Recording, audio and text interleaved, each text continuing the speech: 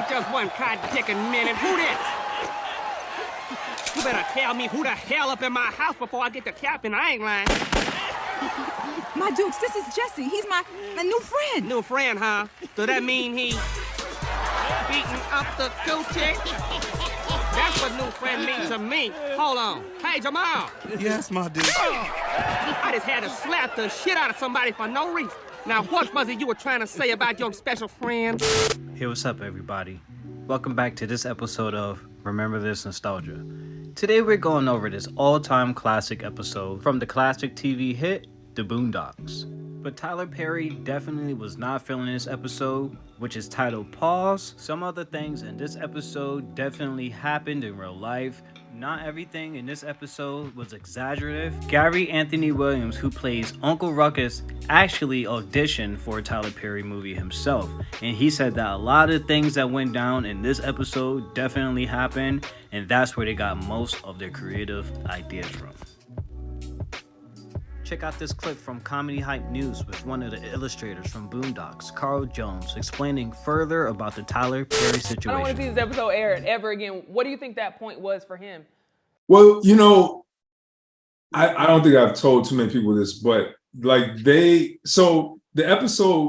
of the episode came from one of our actors that was a part of the show, Gary Anthony Williams, you know what I'm saying, who plays Uncle Ruckus. So he had auditioned for a Tyler Perry movie.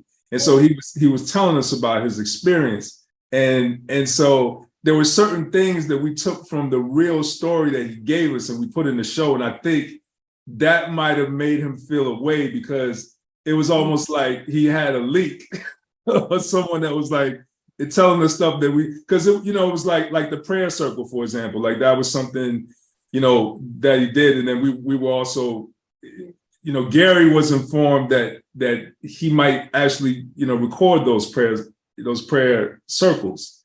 And so that's where we got the idea of Granddad, his eyes wandering, and Tyler Perry caught him through him videotaping those prayer circles and realized that he was not, not ready for the inner circle, or at least Gary didn't get the job, by the way.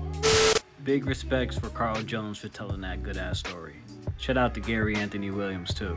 But damn, Tyler Perry, how the hell are you gonna be mad at us? We're laughing. It's a joke. Plus, anyway, you're making money off the pain and suffering off of black men and women backs. It's fucking disgusting, bro.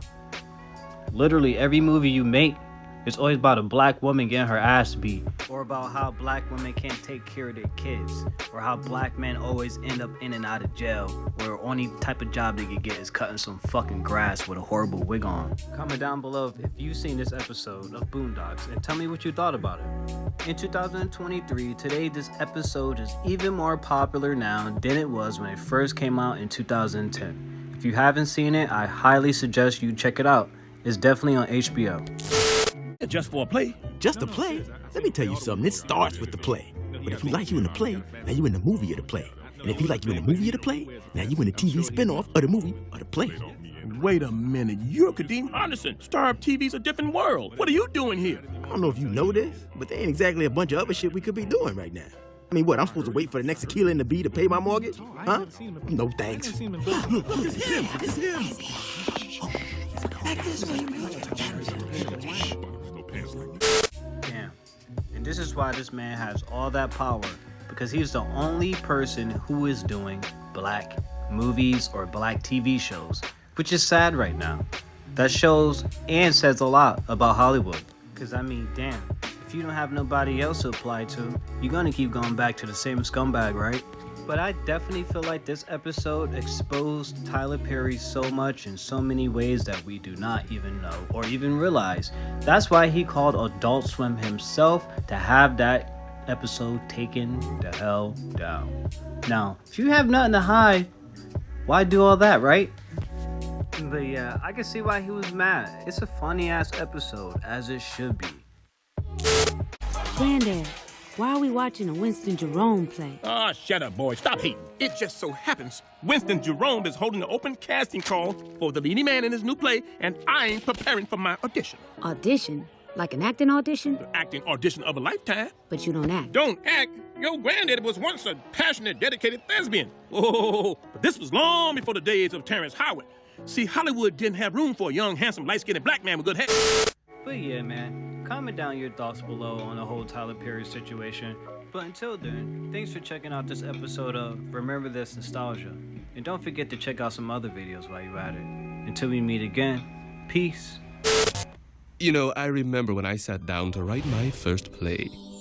I asked Jesus, will you co-write with me? And he said yes. And I told Jesus, I want to write plays for women. What do women want to see? And Jesus said, sexy men.